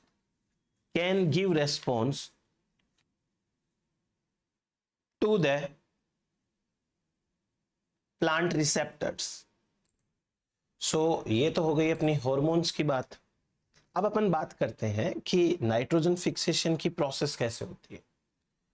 उसके लिए आपको फोकस करना पड़ेगा इन्फेक्टेड सेल के ऊपर। इन्फेक्टेड सेल, जैसे मान लीजिए मैं कहूं कि ये इन्फेक्टेड सेल है, कॉर्टिकल सेल, इन्फेक्टेड सेल जो कि कॉर्टेक्स सेल होती है, उसकी बात हो रही है। ठीक है, अभी मेरी बात सुनिएगा जो मैं बोल रहा हूं। वो जो इन्फेक्शन थ्रेड आई थी अंदर, उस इन्फेक्शन थ्रेड ने यहां बहुत सारे बैक्टीरिया छोड़ दिए थे, ऐसे करके बहुत सारे बैक्टीरिया छोड़ दिए। ठीक है, अब बैक्टीरिया तो प्रोकैरियोट है और ये सेल तो यूकैरियोट है। बैक्टीरिया यहां पर सरवाइव कर सके, इसके लिए प्लांट सेल क्या करती है, अपनी प्लाज्मा मेम्ब्रेन इन बैक्टीरिया के चारों तरफ लपेट देती है। क्या किया यहां प्लांट सेल ने, बैक्टीरिया को प्रोटेक्ट करने के लिए, बैक्टीरिया को सरवाइव कराने के लिए अपनी ही प्लाज्मा मेम्ब्रेन चारों तरफ बैक्टीरिया के लपेट दी। अब इससे क्या होगा कि ये प्रोकैरियोट बैक्टीरिया यहां इजीली सरवाइव कर पाएंगे। यहां पर एक छोटा सा ऑर्गेनिल के जैसा ही स्ट्रक्चर बन गया, मतलब एक ऑर्गेनिल बन गया यहां, इसको बोलते हैं सिम्बायोसोम। सिम्बायोसिस से बना और ये एक ऑर्गेनिल है जिसमें नाइट्रोजन फिक्सेशन होगी, सिम्बायोसोम। इसकी ये जो मेम्ब्रेन होती है, ये मेम्ब्रेन कहलाती है पेरी बैक्टेरोइड मेम्ब्रेन, पेरीबैक्टेरोइड मेम्ब्रेन। पेरीबैक्टेरोइड मेम्ब्रेन के बाहर है सेल का साइटोसोल, होस्ट सेल का साइटोसोल। ये बैक्टीरिया अभी इस सिम्बायोसोम में मल्टीप्लाई करेंगे, नंबर बढ़ाएंगे और अपनी साइज बढ़ाएंगे, बड़े साइज के हो जाते हैं ये बैक्टीरिया। ये बैक्टीरिया अपने नंबर बढ़ा करके बड़े साइज के हो जाते हैं। इन लार्ज साइज के नॉन मोटाइल बैक्टीरिया को कहते हैं बैक्टेरोइड। बस इनका नाम बैक्टेरोइड पड़ जाता है। क्या किया, इन्फेक्शन थ्रेड ने बहुत सारे बैक्टीरिया ला करके यहां छोड़े, बैक्टीरिया के चारों तरफ सेल ने अपनी मेम्ब्रेन लपेट दी और अब बैक्टीरिया ने मल्टीप्लाई करके अपना नंबर बढ़ाया, साइज में बड़े हो गए, इनको कहते हैं बैक्टेरोइड।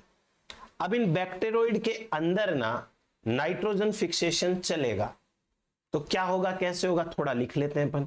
लिखिए, the group of bacteria is released in the cytosol. The group of bacteria is released in the cytosol of the cortex cell and surrounded by host plasma membrane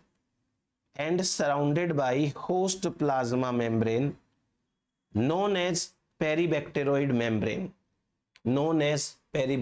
membrane. Next point. This results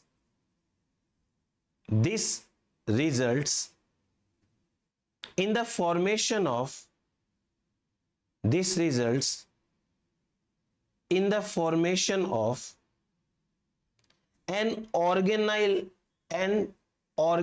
like structure known as symbiosome. Organelle like structure known as symbiosome. तो इस organelle जैसे structure को सिम्बायोसोम कहेंगे. Next लिखिए. The bacteria within the symbiosome initially multiply but soon stop dividing and become larger for nitrogen fixation. Next point, these large sized bacteria are known as bacteroid. ये large size के जो bacteria हैं इनको bacteroid कहेंगे. Next point, the membrane of symbiosome is known as peribacteroid membrane. ये हो गया. अब आगे बात करते हैं. जैसे ये यहां पर आपको दिखाई दे रहा है सिम्बायोसोम और बैक्टीरिया है वो बैक्टेरोइड बन गए हैं. जब बैक्टीरिया को ये लगेगा कि we are ready for nitrogen fixation, तो ये बैक्टीरोइड क्या करते हैं, बाहर की साइड में यानी साइटोसोल में एक प्रोटीन बनाते हैं जिसका नाम है हीम. ये एक टाइप का सिग्नल है प्लांट को कि भाई हम रेडी हैं, हम नाइट्रोजन फिक्सेशन करने के लिए तैयार हैं, तो अब नाइट्रोजन फिक्सेशन की शुरुआत की जाए. तो ये हीम बनाते हैं. जब हीम बन जाता है तो प्लांट का जो सेल है वो ग्लोबिन बनाता है. ग्लोबिन कि भाई हम भी तैयार है आपको ऑक्सीजन डिलीवर करने के लिए, क्योंकि बैक्टीरिया एरोबिक है. राइजोबियम बैक्टीरिया एरोबिक बैक्टीरिया है, लेकिन नाइट्रोजन फिक्सेशन के लिए एनारोबिक कंडीशन चाहिए. तो कंट्रोल्ड मैनर में ऑक्सीजन सप्लाई करने के लिए हीमोग्लोबिन की जरूरत होती है.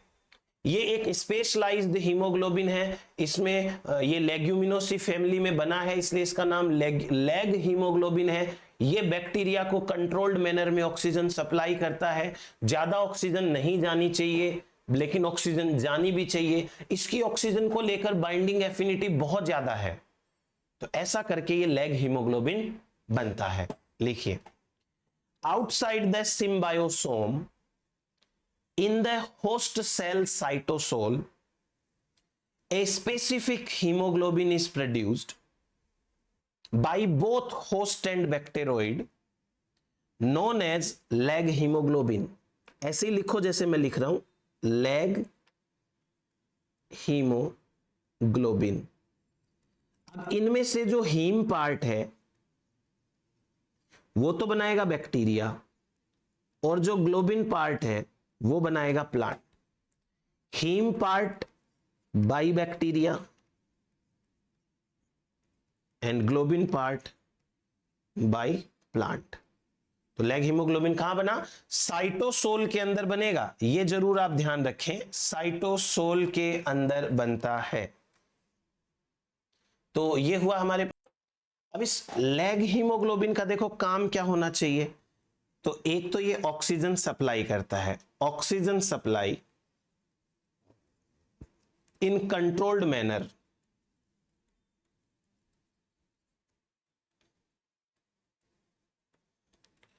टू बैक्टीरिया या बैक्टेरोइड.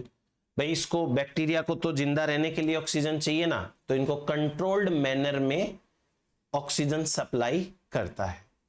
उसके बाद में ये नोड्यूल को पिंक कलर देता है, pink colour to nodules. Nodules को पिंक कलर क्यों? क्योंकि देखो नोड्यूल जो है वो ये लैग हीमोग्लोबिन है ना, जब ऑक्सीजन के साथ बाइंड होगा तो पिंक कलर आएगा. जैसे हमारा हीमोग्लोबिन बाइंड होता है ऑक्सीजन के साथ तो रेड कलर आता है, तो ये पिंक कलर आएगा. अब उसके बाद में ये जो बैक्टेरोइड है, इन बैक्टेरोइड को खाने के लिए क्या चाहिए उसका भी तो ख्याल रखना पड़ेगा ना. ये बड़े बड़े बैक्टेरोइड हैं, प्लांट रूट में सुक्रोज आता है, ऊपर से लीव्स से सुक्रोज आता है, लेकिन बैक्टीरियोइड को मैलेट चाहिए, वो मैलेट में कन्वर्ट करके प्लांट सेल देगी और फिर उसके बाद ये मैलेट इनको डिस्ट्रीब्यूट हो जाता है। लिखिए, nitrogen fixation occurs within the bacteroid, nitrogen fixation occurs within the bacteroid and sucrose comes up to infected cells, sucrose comes up to infected cells and here it is converted into malate for bacteroid, malate for bacteroid। अब nodule बनेगी, ठीक है। अभी ये जो आपके पास में infected cell है, इंफेक्टेड सेल, इस इंफेक्टेड सेल के अंदर कैसे नाइट्रोजन फिक्स होती है? सिंपल है, हम प्रोसेस तो पहले ही देख के आ गए। यहां नाइट्रोजन आती है, इन बैक्टीरियोइड के अंदर नाइट्रोजन आती है और नाइट्रोजन कन्वर्ट होती है अमोनिया के अंदर। ये सिम्बायोसोम है, इन्फेक्टेड सेल का सिम्बायोसोम है। ये इन्फेक्टेड सेल नहीं है, ये है symbiosome. Ammonia is the first stable product of nitrogen fixation और बायोलॉजिकल नाइट्रोजन फिक्सेशन। अमोनिया सबसे पहला स्टेबल प्रोडक्ट होता है बायोलॉजिकल नाइट्रोजन फिक्सेशन का। अब इस अमोनिया को अमोनियम आयन में कन्वर्ट कर लेते हैं, अमोनियम आयन को ग्लूटामीन एंड एस्पाराजीन में कन्वर्ट कर लेते हैं, GLN एस्पाराजीन, इनमें कन्वर्ट कर लेते हैं। वो तो प्लांट की चॉइस रहेगी अपनी। ये है एक तरीका नाइट्रोजन को फिक्स करने का। अब नेचर में कुछ दो टाइप की नोड्यूल्स होती हैं, नोड्यूल्स। एक नोड्यूल है वो है स्फेरिकल, एक नोड्यूल है सिलिंड्रिकल। इसी को कहते हैं मेरिस्टेमेटिक।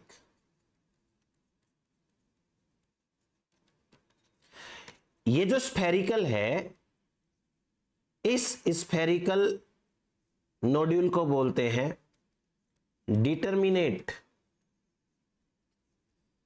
और इसको बोलते हैं इनडिटरमिनेट, डिटरमिनेट एंड इनडिटरमिनेट। बस ये ऐसे इंफॉर्मेशन के लिए बताया मैंने। अब आपको मैं एक चीज बताता हूं, जैसे मान लो कि ये हमारा ग्लोब है, अरे फ्लैट हो गया ये मान लीजिए हमारा ग्लोब है। आपको पता है कि एक ट्रॉपिक, एक लाइन है इमेजिनरी जो दो पार्ट्स में डिवाइड करती है, इक्वेटोरियल लाइन। इसके ऊपर ये वाला पार्ट कहलाता है ट्रॉपिक ऑफ कैंसर, ये ट्रॉपिक ऑफ कैप्रिकॉर्न, ये आर्कटिक सर्कल, ये एंटार्क्टिक सर्कल, और इतना पार्ट है ये वाला part, this is tropical region. यहां पर और यहां पर ये टेम्परेट रीजन। मैं आपको एक चीज बताता हूं, जैसे लेग्यूम प्लांट्स तो यहां पर भी ग्रो करते हैं, इन्हें कहेंगे ट्रॉपिकल लेग्यूम्स, इनको बोलेंगे ट्रॉपिकल लेग्यूम्स। ये जो ट्रॉपिकल लेग्यूम्स होते हैं, ये ट्रॉपिकल लेग्यूम्स नाइट्रोजन को फिक्स करके यूरिडी बनाते हैं, यूरिडीज। अब यूरिडी क्या होती है? ऐसा कोई भी कंपाउंड जिससे आसानी से यूरिया बन सके उसे यूरिडी कहते हैं। A compound which can be converted into urea is known as ureide. Ureide का फायदा यह है कि इनके अंदर नाइट्रोजन टू कार्बन रेशियो ज्यादा होता है, नाइट्रोजन ज्यादा होती है। जैसे यूरिडी के नाम बताता हूं मैं आपको, एक यूरिडी है, इसे कहते हैं एलनटोइन, इसका फॉर्मूला होता है C4N4H6O3। देखो 4 नाइट्रोजन अकेले में है इसमें, मैं ये देखो यहां पे C4N4H6O3 4 नाइट्रोजन है। इसके अलावा एक है एलेंटोइक एसिड, एलेंटोइक एसिड। इसका फॉर्मूला आपको याद तो नहीं करना पर समझना है। इसमें भी देखो 4 नाइट्रोजन है। इसके अलावा एक और होता है सिट्रुलिन, इसमें C6H13N3O3 है, यानी इसमें तो नाइट्रोजन कम है, नाइट्रोजन 3 ही है, नाइट्रोजन 3 है। तो ये हुआ हमारे पास में यूरिडी के बारे में। ये तो कौन करता है? Tropical legumes. लेकिन जो यहां पे ग्रो करते हैं इन्हें कहते हैं टेम्परेट लेग्यूम्स, टेम्परेट लेग्यूम्स। ये टेम्परेट लेग्यूम्स क्या करते हैं? ये नाइट्रोजन को फिक्स करते हैं एमाइड्स के अंदर। एमाइड्स, एमाइड्स एक तरीके के अमीनो एसिड भी होते हैं, ऐसे अमीनो एसिड जिनमें एक्स्ट्रा अमीनो ग्रुप हो, जो कार्बन के साथ में जुड़ा हुआ होगा तो उसे एमाइड कहेंगे। जैसे एक आएगा एस्पाराजीन, एक आएगा ग्लूटामीन। एस्पाराजीन एंड ग्लूटामीन ये एमाइड्स हैं। Asparagine is the firstly discovered amide, firstly discovered amide. ये फर्स्टली डिस्कवर्ड एमाइड है, 1806 के अंदर डिस्कवरी हुई थी। ग्लूटामीन है वो भी एमाइड होते हैं। तो ये हो गया हमारे पास में नाइट्रोजन फिक्सेशन का। जो मैंने अभी यहां पे बताया है वो क्या है सारा का सारा, कि भाई नाइट्रोजन को फिक्स करके प्लांट्स क्या बनाते हैं, ट्रॉपिकल प्लांट क्या बनाएंगे और टेम्परेट प्लांट क्या बनाएंगे। तो ये हुआ है हमारे पास में एक सिंपल सा कॉन्सेप्ट, ये आप उतार लीजिए। अब मैं आपको एक्सप्लेन करता हूं कि ये यूरिडी का सिंथेसिस आखिर कैसे होता है। बहुत इंटरेस्टिंग है और छोटा सा पार्ट है। हेडिंग डालिए यूरिडी सिंथेसिस। अब इस यूरिडी सिंथेसिस को समझने के लिए हमें 2 सेल की मदद लेनी पड़ेगी, और वो 2 सेल्स में से एक सेल तो है वह सेल जिसमें बैक्टीरिया है, यानी इन्फेक्टेड सेल, और दूसरे इसके पास वाली जो इन्फेक्टेड सेल नहीं है। दोनों सेल की मदद से हमें यहां चीज समझनी है। लेट्स सपोज कि ये है infected cell and let's suppose कि ये है नॉन इन्फेक्टेड सेल, ये दूसरी नॉन इन्फेक्टेड सेल। तो ये तो है इन्फेक्टेड सेल और ये है नॉन इन्फेक्टेड सेल। तो ये 2 टाइप की सेल हो गई। अब इन दोनों सेल्स में ये तो है सिम्बायोसोम और ये है कोई प्लास्टिड, रूट प्लास्टिड। फिर इस सेल के अंदर ये है पैरोक्सिसोम और ये है ईआर। ये तो है सिम्बायोसोम,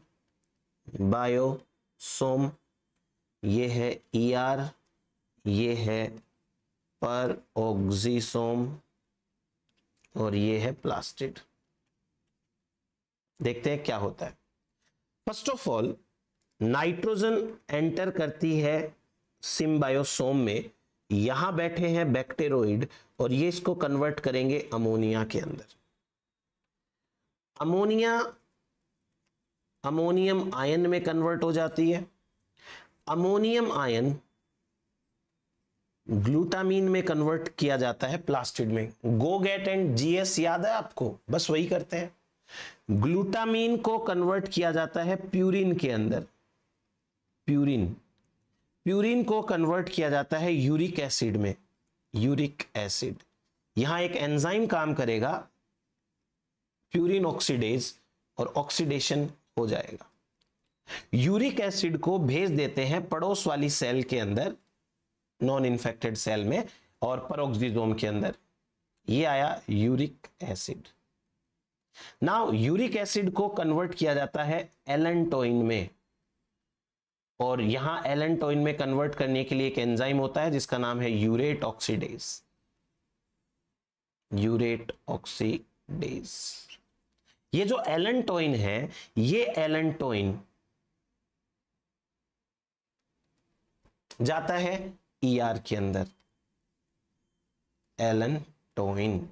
और ये एलेंटोइन के ऊपर एक एंजाइम काम करेगा जिसका नाम है एलेंटोइनेज। और एलेंटोइनेज एंजाइम काम करेगा तो बनेगा एलेंटोइक एसिड। बस ये इस तरीके से यूरिडी का सिंथेसिस होता है, जो एलेंटोइन, एलेंटोइक एसिड वो होते हैं। फिर ये काम तो सारा रूट में चल रहा है। अब रूट से इसको जाइलम में डाल देंगे, कॉर्टिकल सेल में चल रहा है अभी, तो ये जाइलम में डाल देंगे, फिर जाइलम से ऊपर चला जाएगा प्लांट के डिफरेंट पार्ट्स। तो ये हुआ हमारे पास में नाइट्रोजन फिक्सेशन कंप्लीट। अब आप इसको आराम से पढ़िएगा। Thank you so much.